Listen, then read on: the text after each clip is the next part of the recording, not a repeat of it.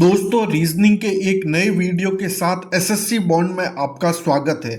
Channel को subscribe, share और like जरूर कीजिए। फर्स्ट क्वेश्चन, नीचे दी गई संख्या श्रेणी को हल कीजिए। आपको एक सीरीज दे रखी है, उसको सॉल्व करना है। सीरीज क्या दे रखी है? 10, 30, 120, क्वेश्चन मार्क 3600। तो देखिए यहाँ पर ये क्वेश्चन मार्क की जगह पर क्या आएगा? सीरीज क्या दे रखी है? 10, 30, 120, क्वेश्चन मार्क 3600। अब देखिए इस सवाल को कैसे सॉल्व करेंगे।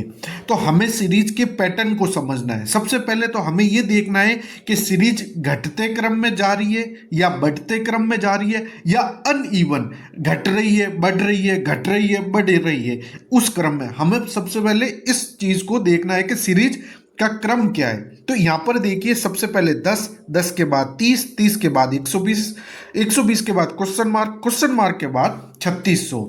तो देखिए ये सीरीज आपकी क्या है? इंक्रीजिंग ऑर्डर में है, मतलब बढ़ते क्रम में जा रही है।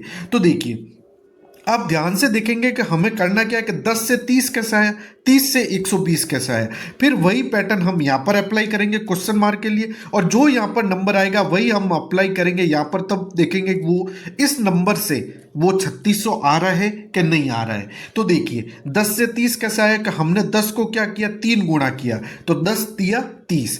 फिर 30 को हमने क्या किया? 4 गुणा किया, तो 30 गुणा 4 कितना होता है? 120। अब हम देखेंगे 120 को हम क्या करेंगे? 5 गुणा करेंगे। तो देखिए 0, 5 दूनी 10, 5 और 1 क्या हो जाएगा? 6। मतलब यहां पर क्वेश्चन मार्क की जगह पर अगर 120 को 5 गुणा करते हैं तो कितना आएगा? 600। अब ये आंसर हमारा राइट है या नहीं? तो हम क्या करेंगे? इस 600 को क्या कर देंगे? अब इसको आगे क्या कर देंगे? 6 गुणा, क्योंकि सबसे पहले हमने 3 गुणा किया। 10 के साथ 3 गुणा 30 आया, 30 के साथ 4 गुणा 120 आया, 120 को 5 गुणा किया तो 600 आया। अब हम क्या करेंगे? 600 को 6 गुणा करेंगे तो देखेंगे 3600 आ रहा है कि नहीं आ रहा। तो 600 को 6 गुणा करेंगे तो 0 0 छगमग 36, 3600 आ रहा है। मतलब ये सीरीज हमारा पैटर्न सही राइट फॉलो कर रहा है। मतलब इस क्वेश्चन मार्क की जगह पर 600 आएगा, तो ऑप्शन बी हमारा राइट आंसर होगा। अगला सवाल देखिए, ये आपका मिसिंग नंबर का सवाल है। इस क्वेश्चन मार्क की जगह पर क्या आएगा? देखिए यहां पर 4 दे रखा है, 9, 6 और यहां पर क्या है? 38।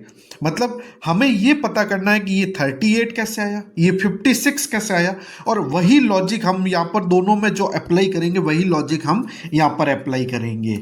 तो देखिए हम सबसे पहले ट्राई करते हैं कि 38 कैसे आया।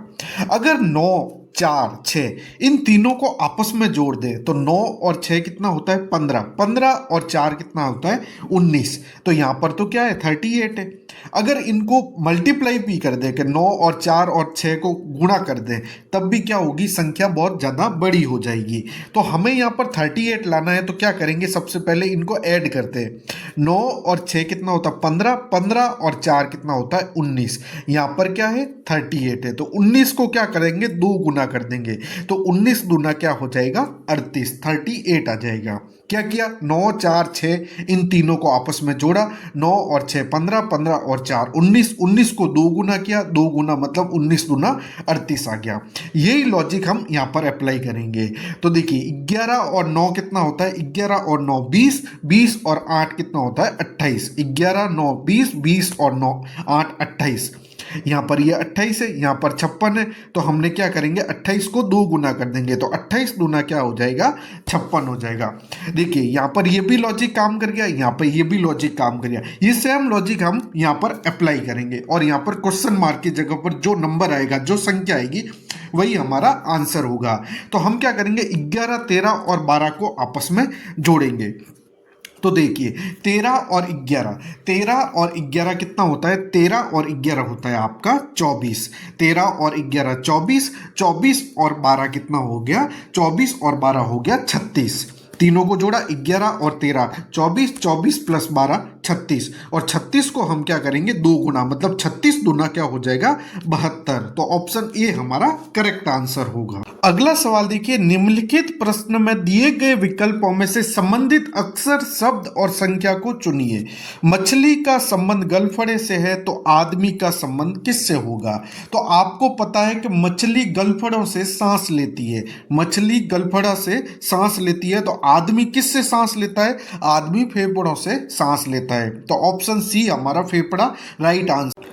अगला सवाल देखिए, ए बी से बड़ा है। इस सवाल को हम छोटे छोटे स्टेप से लेकर करेंगे। देखिए सवाल में क्या दे रखा है, ए बी से बड़ा है, मतलब यहाँ पर ये हम ए लिख देंगे और ए क्या है आपका, बी से बड़ा है, मतलब बी आपका यहाँ पर आ जाएगा। ए बी से बड़ा है, ठीक है। फिर क्या बोला है कि सी ए से बड़ा है। सी क्या है, ए से बड़ा है, मतलब यहाँ पर ये ए है, यहाँ पर ये बी है और यहाँ पर ये सी आ जाएगा, ये आपका सी आ जाएगा। फिर बोला है सी डी से छोटा है। सी जो है वो डी से छोटा है, मतलब डी आपका सी से बड़ा हो जाएगा, तो डी आपका यहाँ पर आ जाएगा, ये आपका डी आ गया। ई ए से बड़ा है। ई जो है ए से बड़ा है, जबकि डी ई से छोटा है, तो मतलब डी जो ई है ना वो डी से भी बड़ा है।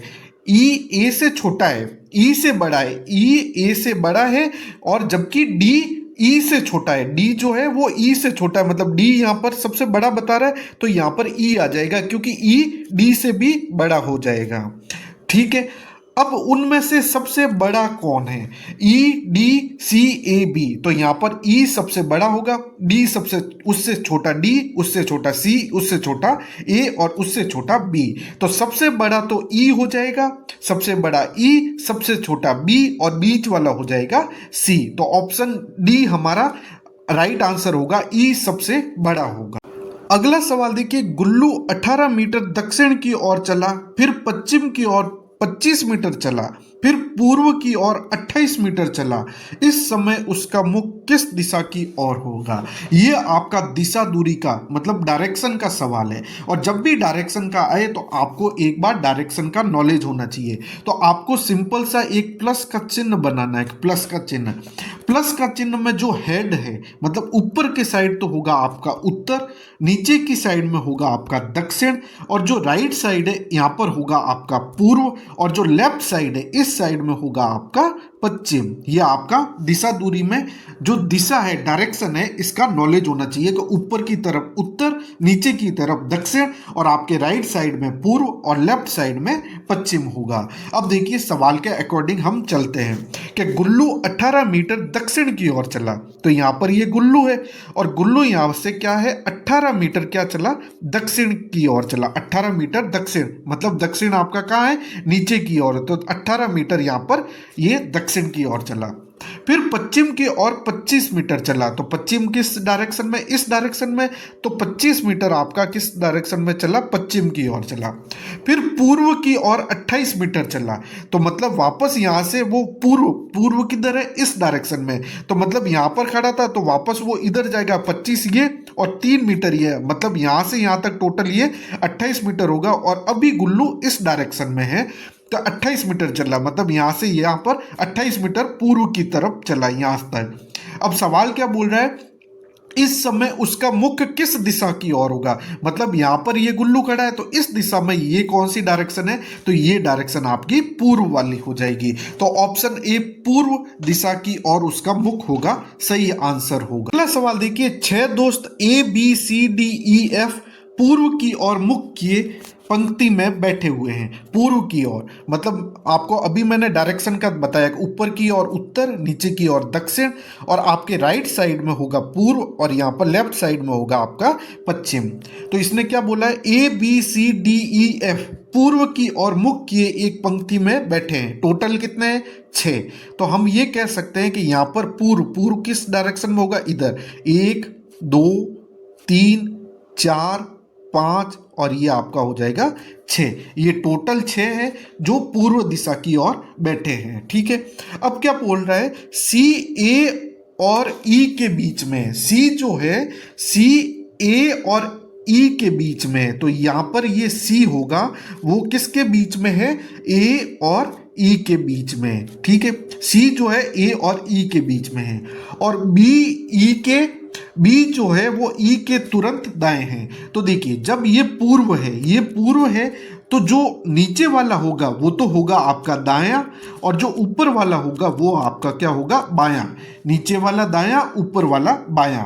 और पूछा, कहा क्या गया, बी जो है वो ई के तुरंत दायां, मतलब ई यहां पर है, तुरंत दायां मतलब इसके जस्ट नीचे वाला, मतलब क्या हो जाएगा, यहां पर ई के जस्ट तुरंत दाएं पर कौन बैठा है, बी बैठा है।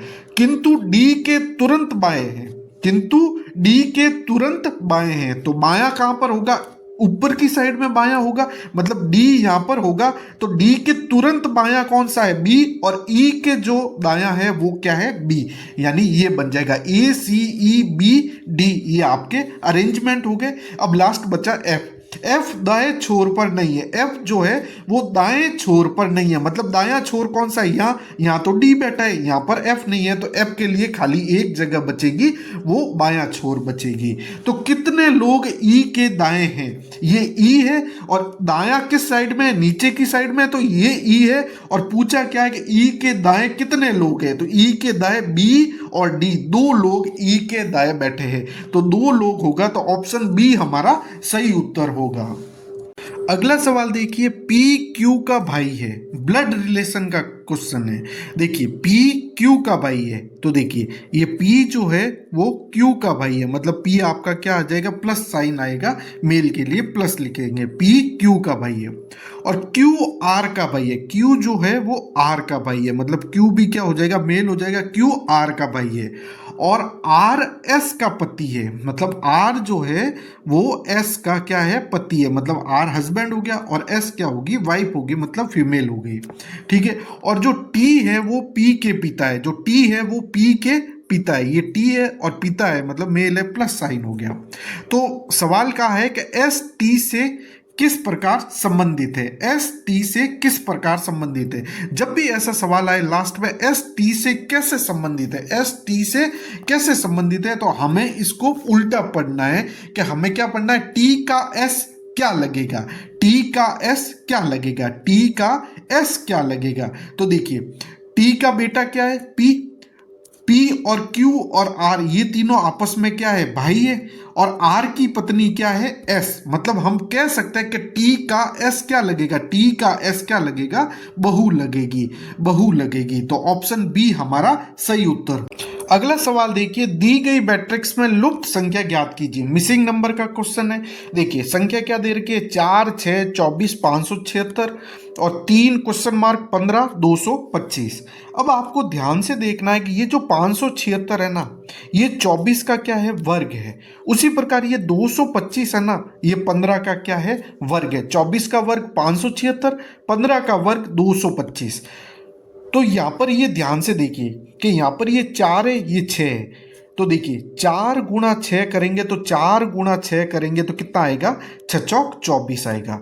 उसी प्रकार यहाँ पर यानी इन दोनों को 4 और 6 को गुणा किया तो ये 24 आया। उसी प्रकार ये 3 और यहाँ पर जो संख्या आएगी उसको जो गुणा करेंगे तो क्या आएगा, 15 आएगा। मतलब यहाँ पर 15 लाने के लिए क्या करेंगे, इन दो संख्याओं को गुणा करेंगे तो क्या आएगा, 15। तो यहाँ पर ये 3 है और क्या गुणा करें कि यहाँ पर 15 आ जाएगा, तो 5 को गुणा करेंगे तो 5 तिया 15, तो 5 को गुणा करेंगे तो क्वेश्चन मार्क की जगह पर 5 आएगा, तो 5 तिया 15 और 15 यहाँ पर है और 15 का स्क्वायर क्या होगा, 225। ऑप्शन डी हमारा सही उत्तर आएगा। ये है था फर्स्ट मेथड। और सेकंड मेथड देखते हैं कि देखिए यहाँ पर 4 था, यहाँ पर 6 था, तो हम क्या करेंगे, 4 में 2 को ऐड करेंगे तो 4 + 2 कितना हो जाएगा, 6। उसी प्रकार यहाँ पर 3 है तो 3 में हम 2 ऐड करेंगे तो 3 + 2 कितना हो जाएगा, 5। तो यहाँ पर हमारा ऑप्शन डी 5 क्या होगा, राइट आंसर हो। अगला देखिए, नीचे दिए गए विकल्पों में से लुप्त संख्या ज्ञात कीजिए। मिसिंग नंबर का सवाल है, क्वेश्चन मार्क की जगह पर क्या आएगा वो हमें बताना है। तो देखिए यहाँ पर दे रखा है 15, 12, 3, 44, 28, 8। वही लॉजिक हम यहाँ पर अप्लाई करेंगे। तो देखिए सबसे पहले क्या करेंगे, ये 3 कैसे आया, तो पहला मेथड हम लॉजिक लगाते हैं कि 15 और 12, तो इसको माइनस करेंगे, 15 में से 12 जाएगा तो कितना बचेगा, 3 आएगा। तो हम यहाँ पर भी घटाते हैं, तो 44 में से 28 घटेंगे तो 8 से ज़्यादा आ जाएगा। मतलब ये मेथड हमारा लॉजिक या मेथड काम नहीं आएगा, तो हम सेकेंड लॉजिक अप्लाई करेंगे। क्या लॉजिक, अगला लॉजिक क्या अप्लाई करेंगे, तो देखिए ऐसा तो कुछ बन नहीं रहा है, तो हम ये ट्राई करेंगे करेंगे कि ऊपर वाली संख्याओं से तो कुछ बन नहीं रहा है, इसका तो कोई लेना देना नहीं हो रहा है। हम क्या करेंगे, 3 से 8 कैसे आया है, तो हम 3 में प्लस 5 किया तो 8 आया। और अब हम 8 में प्लस 5 करेंगे तो 8 प्लस 5 कितना होता है, 13। तो ऑप्शन में अगर 13 है तो ये मेथड हमारा सही है। तो ऑप्शन बी में 13 दे रखा है तो हमारा ये लॉजिक सही है और सही आंसर होगा 13। अगला सवाल देखिए, निम्न दी गई 5 आकृतियों में से उस आकृति को चुनिए जो इन 3 वर्गों के बीच संबंध को दर्शाता है। क्या है, ईंट, घर, पुल। हमें पता है इसका वेन डायग्राम किस हिसाब से बना है कि हमें पता है कि ईंट से घर भी बनता है, ईंट से पुल भी बनता है, लेकिन ईंट से पूरा घर नहीं बनता और न ही ईंटों से पूरा का पूरा पुल बनता है। तो सबसे पहले हम ईंट का वेन डायग्राम बनाएंगे। ये ईंट का वेन डायग्राम हो जाएगा और फिर देखेंगे कि ईंट से घर तो बनता है लेकिन पूरा का पूरा घर ईंट से नहीं बनता है, तो ये वाला वेन डायग्राम बन जाएगा। ये वाला ईंट का है, ये वाला आपका घर का है, और पुल भी है, वो भी क्या होगा, ईंट से बनता तो है लेकिन पुल पूरा का पूरा ईंटों से नहीं बनता है, तो इसका भी ये क्या बन जाएगा, पुल का बन जाएगा। तो ईंट, घर और पुल, ये वाला ऑप्शन हमारा वेन डायग्राम सही होगा। तो ऑप्शन 5 हमारा सही आंसर। सवाल देखिए, निम्न विकल्पों में से 3 एक निश्चित तरीके से समान है और इसलिए एक समूह बनाते हैं, कौन सा एक इस समूह से संबंधित नहीं है। हमें यहाँ पर 12 महीनों के मंथ दे रखे हैं, अंग्रेजी महीनों के मंथ, जनवरी, मई, जुलाई, अप्रैल। जनवरी, मई, जुलाई, अप्रैल, इन चारों में से हमें ऑड वन मतलब सबसे अलग कौन सा महीना है वो हमें देखना है। तो हमें पता है कि जनवरी कितने दिनों का महीना होता है, जनवरी 31 दिनों का एक महीना होता है, मई भी आपका 31 दिनों का एक महीना होता है, जुलाई भी 31 दिनों का एक महीना होता है, जबकि अप्रैल आपका 30 दिनों का एक महीना होता है। तो सबसे अलग कौन सा है, ऑप्शन डी अप्रैल मंथ हो जाएगा। वो 30 दिनों का महीना होता है अप्रैल, मई 31 दिनों का एक महीना होता है, जनवरी 31 दिनों का एक महीना होता है, जुलाई भी 31 दिनों का एक महीना होता है। तो ऑप्शन डी अप्रैल आपका राइट आंसर होगा। तो दोस्तों, अभी तक चैनल को सब्सक्राइब नहीं किया तो चैनल को सब्सक्राइब, वीडियो को शेयर, लाइक, और कोई भी क्वेरी हो, कोई भी डाउट हो तो आप कमेंट बॉक्स में जरूर लिखिए। Thank you.